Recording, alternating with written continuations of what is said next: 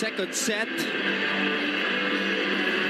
Indonesia still 2 points ahead of the Philippines in terms of the spike points. Right, and the attack points. Even in the dig count, just a little advantage. But I felt that in the end, it boiled down to our errors, especially during the time na pinoproteksyonan pa natin isang puntos sa kalamangan. Doon nangyari yung turnaround. At kahit nakahabol na tayo dun sa dulo, beaten so far in this edition of the Southeast Asian Games. One more chance for the Philippines against an undefeated team from Indonesia, looking to win the championship for the first time since 2009. Still bulletproof are these Indonesian players in these Southeast Asian Games as Rivan continues to pour it on for his squad. 10 points for Rivan. 10 points that look like about 30 at this stage of the match, Anton, because it's so hard to defend Rivan anywhere na bigyan siya ng mga touches.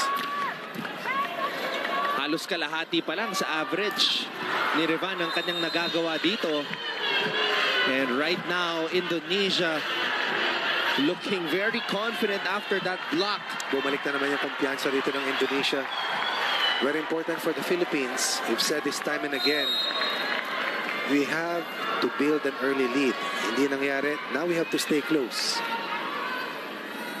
Pag nakakuha ng magandang cushion, napakahirap habulin. Retamar. Back row attack mula kay Bagunas. First point for Brian Bagunas here in the third set. And the Philippines needs more of those. At tignan natin kung mabuhay muli si Intal at si Kim Malabunga as our point of attack sa middle hitter position.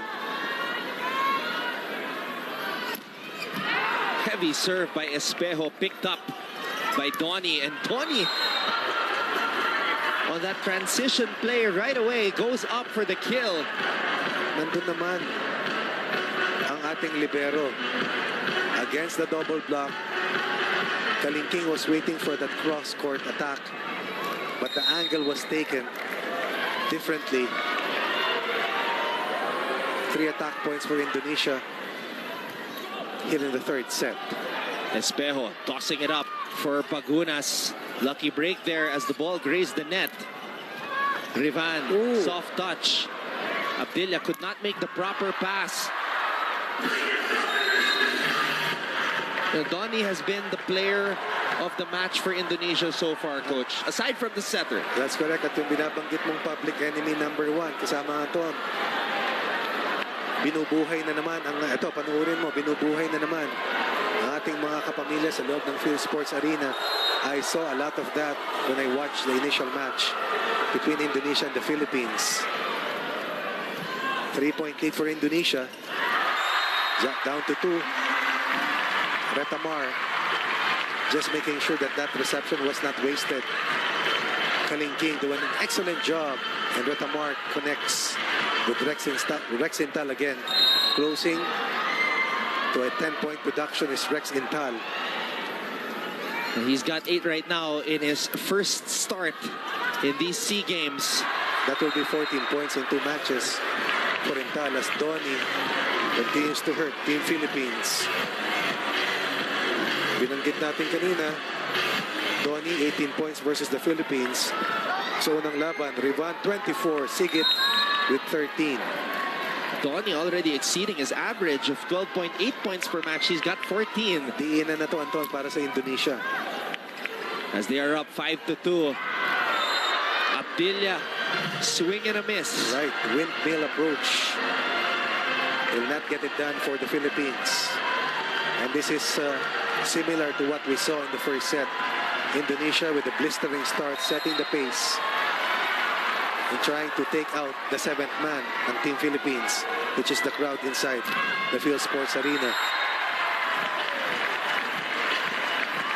Badly missing that serve was Rivan. But the Philippines has to be able to capitalize on those errors. Two straight for the Philippines.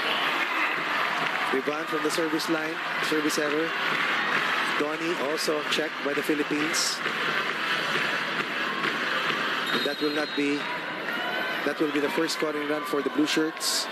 From a high of 4, the lead is now down to 2. Donnie. Baguna sending it back. Donnie again. Bitin. Oh! Net touch.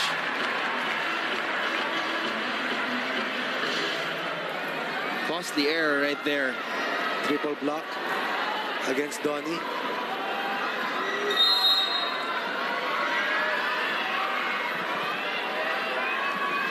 Donnie Hariono. Bagunas. Talagang markado si Brian. Sinabayan. Sobra. Cross-court kill again by Rivan. That's been the name of the game for Rivan. At the first technical timeout of set number 3. Basta malayo kay Malabunga, buhay na buhay siya. Indonesia Apat kalamangan ng Indonesia laban sa Pilipinas. 1977. The Cayetanos in attendance. As Baguna scores. We have to make our move right now before it's too late. Once again, with the please turn off the flash of your Bagunas cameras against the and double block. smartphones. Thank you. Cross-court point likewise delivered by Bagunas. A consistent double-digit player for the Philippines all throughout the Southeast Asian Games. Malabunga on his way down. Good coverage by Abdilia. Oh, But no coverage. what timing right there by Nizar. Wala nang sumunod kay Espejo din sa palo niya sa open. Perfect defense para sa Indonesia. Espejo tried to make something out of a very tight set.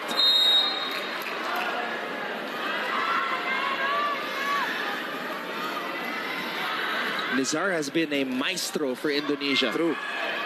Kontroladong-kontrolado niya. Power tip coming from Malabunga.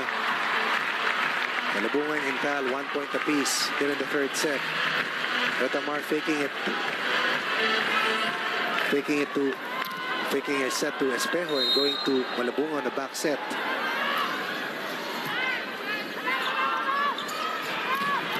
Oh, How do you solve a problem such as that? And the problem started out in the first set, was contained a bit in that second set loss. Look at the placement coming from Rivan. Totally unflappable. sometimes he just makes it look effortless. Kaya alam mong napakagaling. Oh, poor reception right there. Alam mo, maganda nilalaro ng Pilipinas. Sobrang ganda lang ang pinapakita ng Indonesia.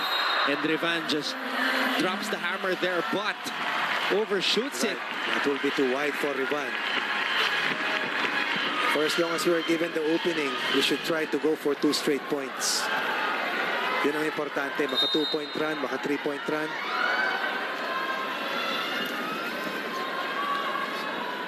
Retamar.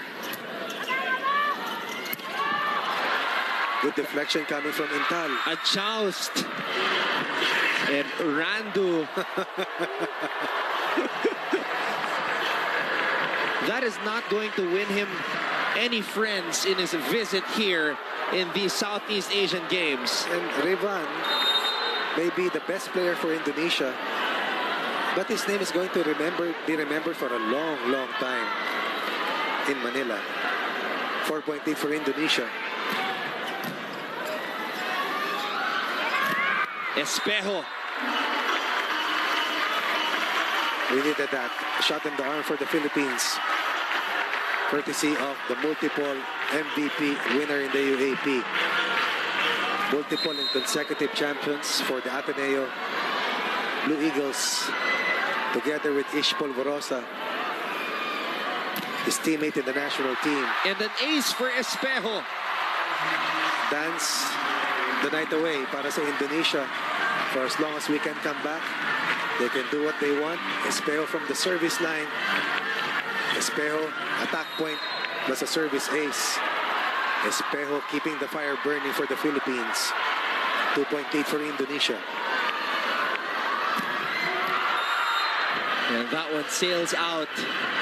Nung game natin sa Thailand, in-adjust niya yung service niya, no? Kasi nung sa Indonesia, dun sa second and third sets, he also had problems with control. High risk, high yield. 1 out of 2 for Marcus Pero from the service line. Another quick attack for Intal. Keeping the fire burning. Playing with more emotions. Trying to pump up the crowd as well.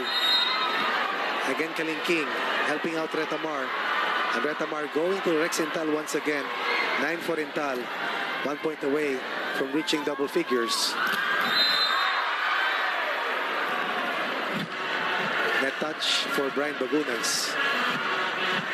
2-point barrier stands for Indonesia. Lead is at 3 right now. For Indonesia, Coming off that net infraction for the Philippines. Number 10, Hernanda Zulfi in.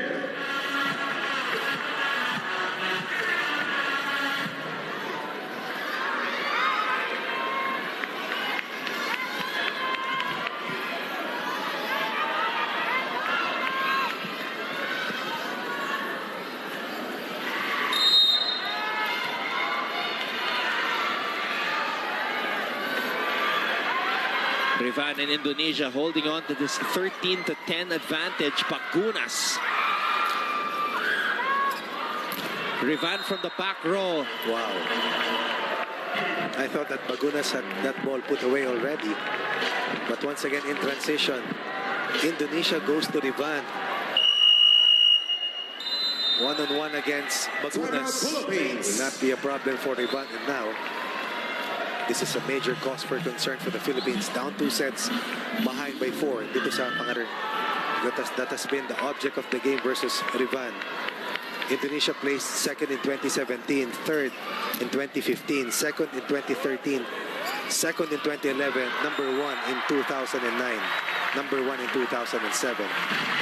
Let's see if this will fire up Team Philippines. Retamar, after that very good first ball, goes to Abdilia, who scores off the block. 11 in the third set for the Philippines. Indonesia with 14. 2 straight points for the Philippines. Ooh! Oh no. Well, did that ball cross? Tatlo yung sumabay dito kay Donnie. That's a good question that needs to be answered. And they won't ask him. Definitely.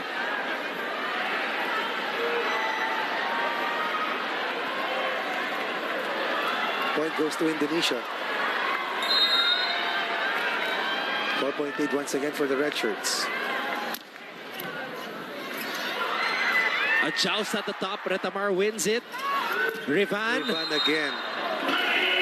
Indonesia, a master of transition plays, it seems. It's 16 to 11 in favor And that is why they're on top right now. Key is Nizar, saving a lot of broken plays and making sure that yung touches para dito kay Rivan, eksakto sa sweet spot na gusto niya. There'll be a yellow card, I believe, for the Philippines.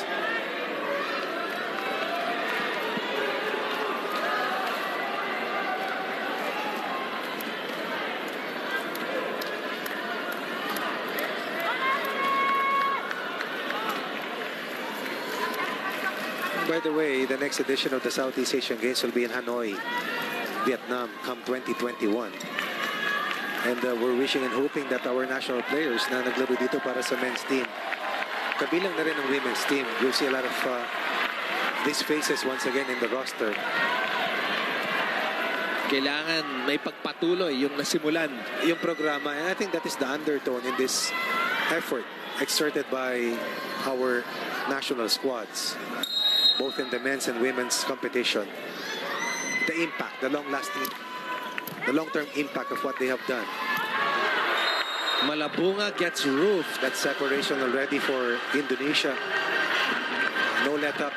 The confidence grows and continues to substitutions for the Philippines. be deduced from what we're seeing team captain of the red shirts. in. Number 11 out, number 17, Jesse Lopez in.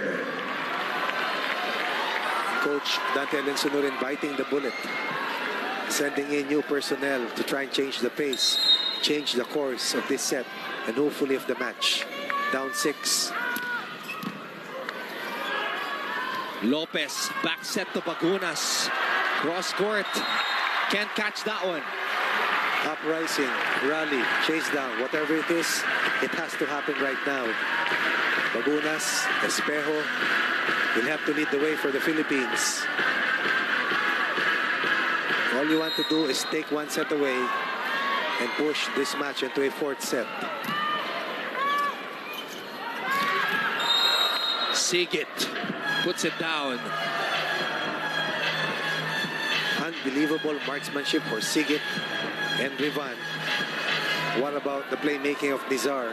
Yeah, I think that has been the major difference here for Indonesia. All things equal, you can say that he has won the matchup against Retamar once more. In their first meeting, 31 excellent sets for Nizar, 18 for Retamar. No foot save this time for the blue shirts, and Indonesia 7 points ahead of the Philippines. Timeout, Philippines. As Coach Dante Alensunur calls this timeout.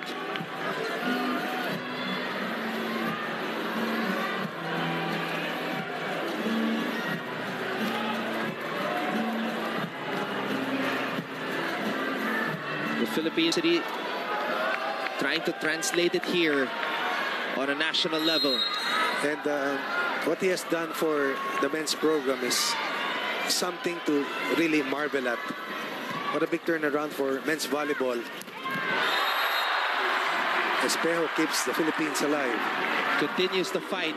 Tries to keep the fire burning. No quit in the Philippines.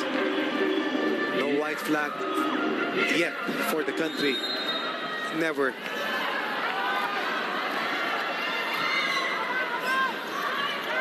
Sigit. Oh. Good on the cross-court kill. For a while there, it looked like it was out. And yung mga angles na kinukuha nila, ang hirap bantayan.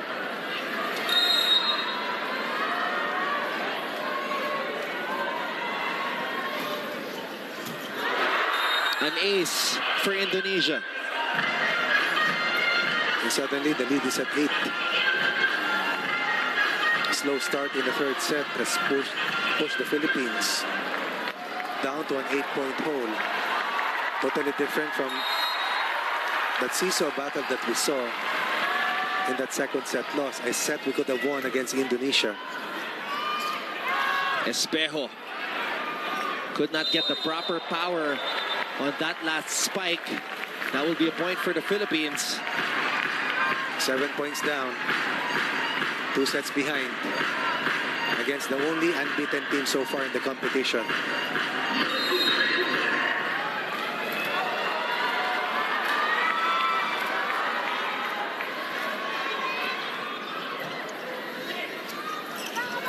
Oh, difficult set there.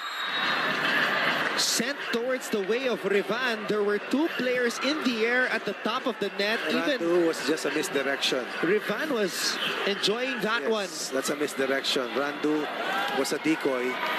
And naitago si Rivan, who scores against a very late double block. Indonesia cruising, and once again, the magic of Nizar coming into play here in the 3rd set. Rex Intal on the running attack. 10 for Rex Intal. Double-digit performance in his first and only start in these 30th Southeast Asian Games. Rex Intal dashing and smashing that volleyball. Running hit for Rex Intal, specialty of the house.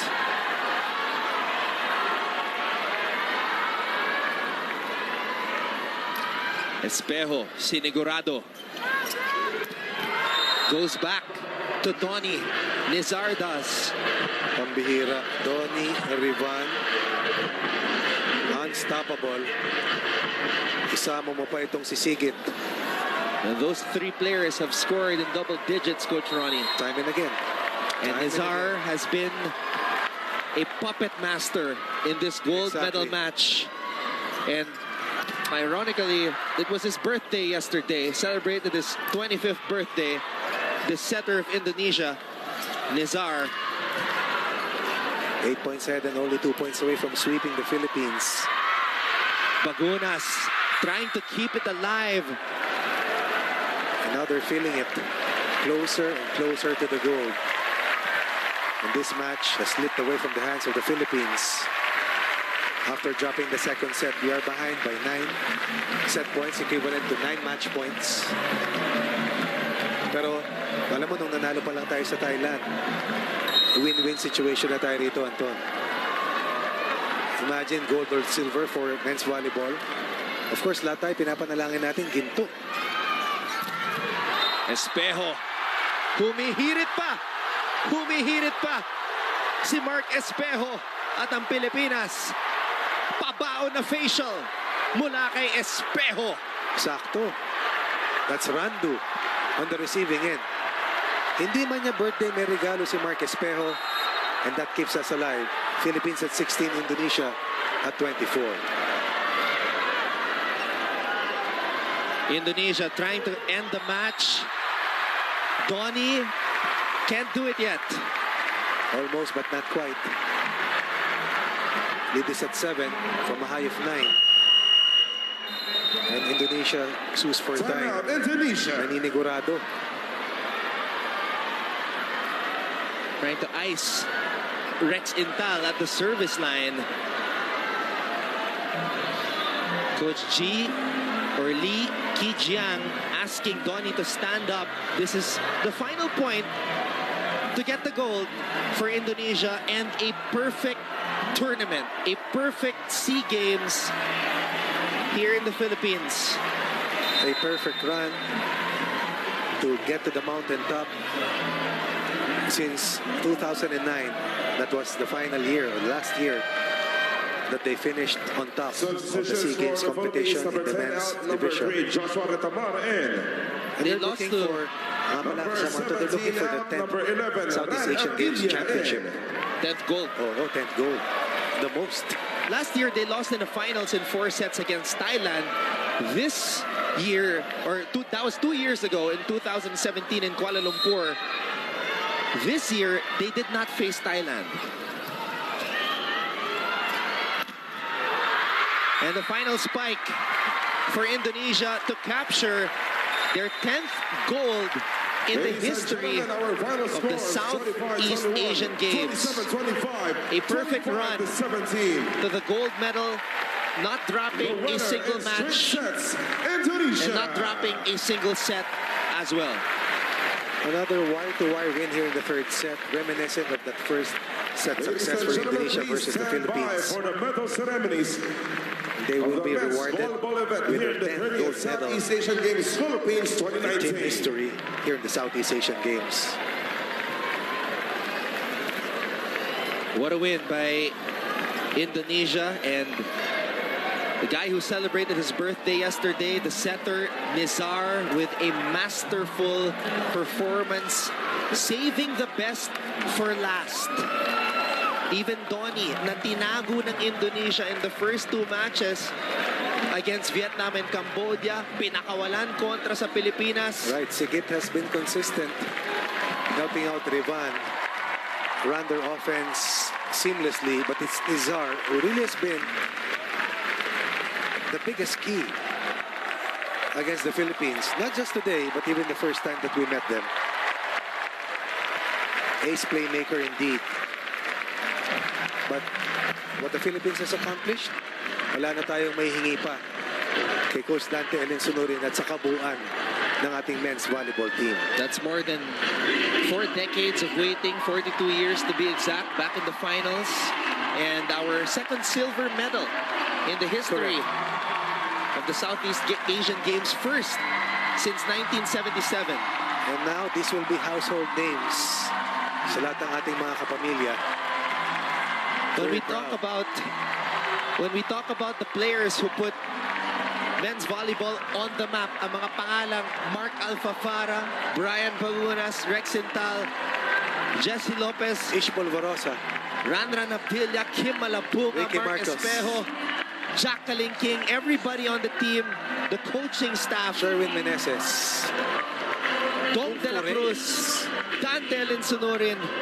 Sama na natin pati yung ating mga women's team, of course, na